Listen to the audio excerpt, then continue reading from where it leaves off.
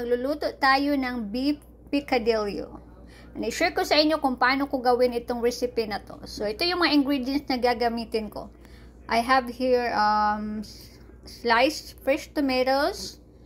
Meron din akong carrots. And then, red and orange bell pepper. Garlic. Onion. Patatas. Binabad ko siya sa tubig para di siya mangitim. We're also gonna use about a teaspoon of paprika, a teaspoon of black pepper. So, meron din ako ditong olive oil, and then soy sauce, and then oyster sauce, and tomato sauce, a small can of tomato sauce. Also, gagamit din tayo ng isang beef cube. Gagamit din ako later ng brown sugar and salt, and also I'm also gonna put some green peas, pero ihuhuli ko na yung green peas kasi yung green peas namin frozen siya, parang luto na siya, so yun na ang huling ilalagay ko later.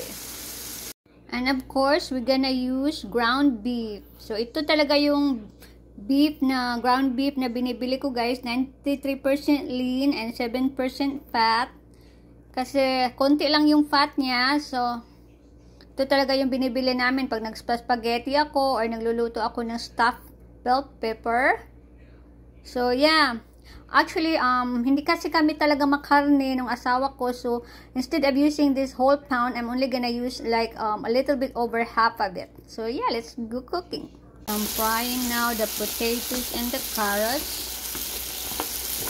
Kunti lang yung carrots ko kasi yung carrots na meron ako sa bahay, dalawang maliliit na piraso lang. So, kung mayroon pa kayong carrot, lagyan niyo pa ng maraming carrot kasi masarap siya pag maraming vegetable.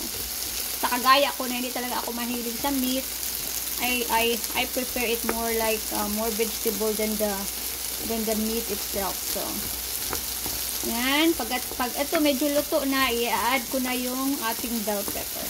Dinagdag ko na yung ating konting bell pepper. Half cook lang siya dapat, guys. Kaso lang yung asawa ko, ayaw niya ng malutong na carrot. So, itong sa akin, medyo lulutuin ko siya. Lutuin ko pa siya ng konti, yung lutong-luto. Pero, hindi naman yung very soft na siya. Kasi lulutuin pa natin siya mamaya with beef. Ito, okay na to. Medyo luto na siya. So, itatabi muna natin to. Dito naman sa pan na to, ipa-fry natin yung ating onion at saka garlic. Sabay ko na siyang ilalagay.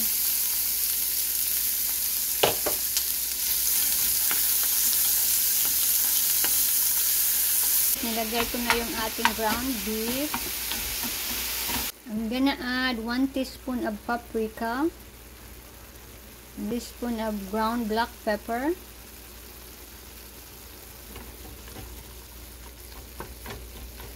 gonna add 2 tablespoons of soy sauce.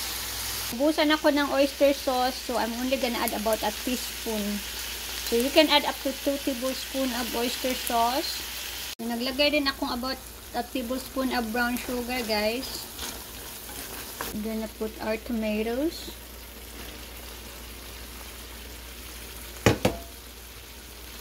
I'm gonna add a small can of tomato sauce.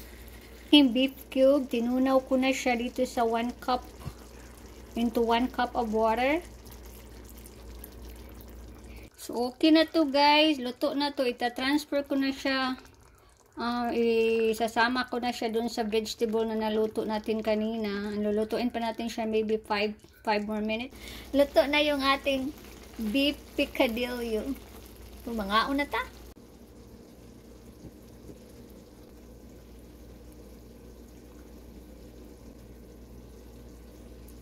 Mga unta, guys. Pack house time. Mga una ta, guys.